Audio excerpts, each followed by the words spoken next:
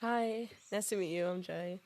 Sorry for my voice, the cold weather has been kicking my butt, but I wanted to record this before Lorwyn Eclipse released. I stopped buying Magic for a year, not because I hated the game, but because I finally got what I wanted. A bit of background, I started playing Magic in 2020 on the floor of a friend's house. I remember my first love and really enjoying the game overall. So I started playing more and more. When I started considering what decks to build, the idea of tribes really spoke to me. But I couldn't be normal now. I settled on making a frog deck.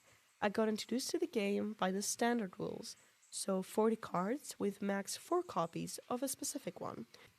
So it seemed that I could get away with just a couple frogs that had undergone uncontrolled mitosis. But I still didn't have enough. Much later, I got introduced to Commander. So yeah, I traded a 60 card deck format for a 100 one, where they all had to be different. I made a couple decks, but in my heart I knew I wanted to make a frog deck. So for a couple years I started searching and trading for frog cards. Most people just gave them to me. Frog gaming was not cool then. But I was not aware that Wizards had schedules and release dates. Now I had and still have much smarter friends that can deal with that. So when suddenly I was told that more frogs were going to be printed, boy, I was excited. Finally, my froghemoth was going to have some friends. No, not the Git Rock monster. I did not spend €2 on a single card back then. Oh, how times have changed. I instantly fell in love with Frognessa. I cannot state enough how much I like this art, this card. It's beautiful. And they also printed Teferi as a secretary bird. That's one of my favorite birds. And all the alt art with the scientific drawings, they're literally so beautiful. So I was excited to join the pre-release and oh, I can't get them at pre-release? Collector, €22. That doesn't sound. Oh, there's a whole box deal. To my newly employed, first couple of paychecks in, and away from family to judge me, €220 for a 5% chance of Vanessa or another gold foiled stand equivalent card was good enough. This way, I could also get all the frogs I needed for my frog deck in foil. You know, to hell with the wizard's curse to not want to waste money on myself at all. My birthday's coming up, and the doctor ordered frogs. I bought a collector box. Went back to the store because they forgot to give me flubs. This definitely has not affected me. And contained myself for 2 whole weeks until I got back home to open and record it. Because for some reason, I think my brain believed that it would make it better to have spent so much money if I did. The videos are so bad. I'm never releasing that.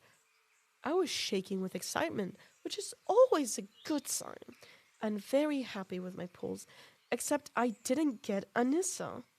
Just the stupid bunny. I sold it immediately for the value of the box. Now, I know what you're thinking. €220 for a card that has reached peaks of 600. Yeah, please note that I was pretty new at spending over €1 on a single card. 220 didn't even compute in my brain. Also, there were like 5 other bumbleflowers in the market, so it was hard to guess. I was also not expecting on having a buyer immediately for a card half the cost of my rent. So yeah, I got screwed. It's not like I think about it every time I trade or anything. That would be insane. Anyway, now I was sitting there with a €20 land, almost all my frogs, and some extra money. You might have a hint as to what happened next. Several months later, I went to a convention, and oh, there she was, as beautiful as the one I had bought. And my friend was getting one too after some good trades. So, in the same way people open a bag of chips, me and my friend opened 10 collector boosters.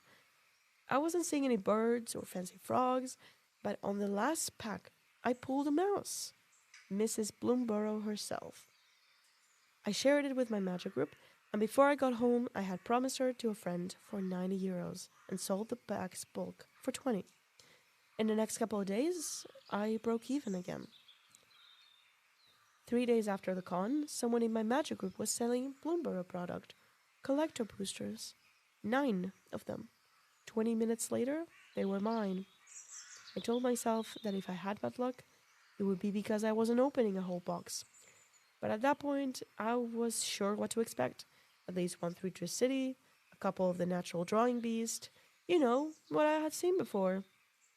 A gold foil, half the value of my box. I think overall I got 50 euros of value.